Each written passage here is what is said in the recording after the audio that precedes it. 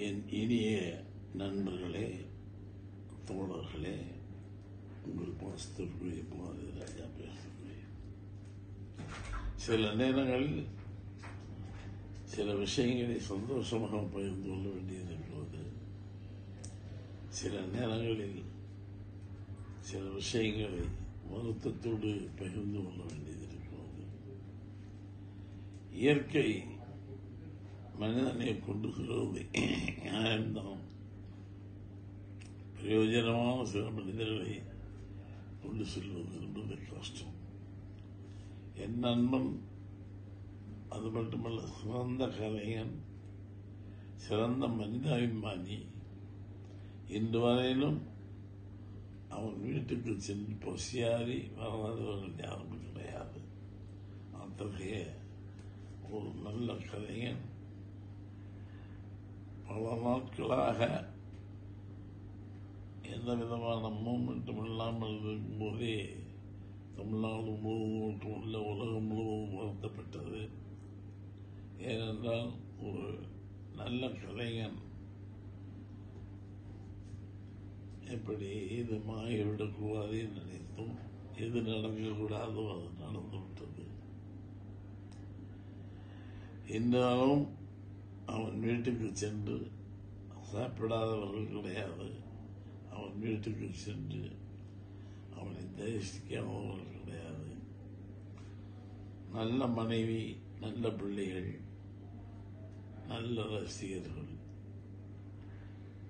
இவ்வளவு சீக்கிரமாக அவரை கடவுள் அழைத்துக் கொள்வான் நினைத்துக் கொள்ள பார்க்க முடியவில்லை. அது கஷ்டமான நிகழ்வு. காலை செய்தி கேட்டவுடனே, ஏன்னா அவன் கலைஞன் மட்டுமல்ல, மிகச் சிறந்த ஃபைட்டர். நல்ல கலைஞன், நல்ல ஃபைட்டர், நல்ல இறக்க சிந்தாலே.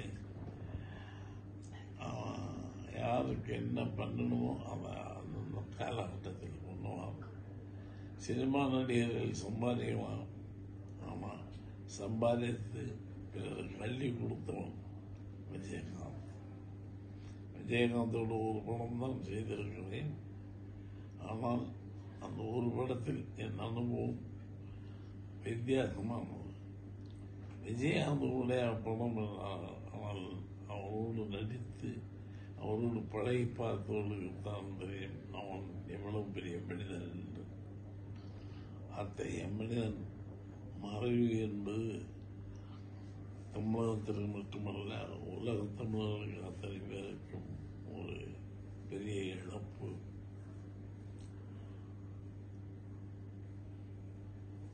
என்ன செய்வது? சில நேரங்களில் இயற்கை தவிர்க்க முடியாத ஒன்று. என்னால் உடல்நிலை சரியில்லை, நடப்பவர்கள் கூட முடியவில்லை. ஒவ்வொரு காலகட்டத்திற்கும் ஒரு மனிதனுக்கு ஒரு இது உண்டு. அதுபோல இந்த காலகட்டத்தில் பாரதி ராஜாவால் ஆக்டிவாக நடந்து சென்று பார்க்க முடியவில்லை என்று கவலை இருக்கிறது. விஜயகாந்த் வெற்றிப்படி நாட்டியம். விஜயகாந்த் தம் நடிப்பால் உயர்ந்தவன். விஜயகாந்த் மனித தன்மையாக உயர்ந்தவன்.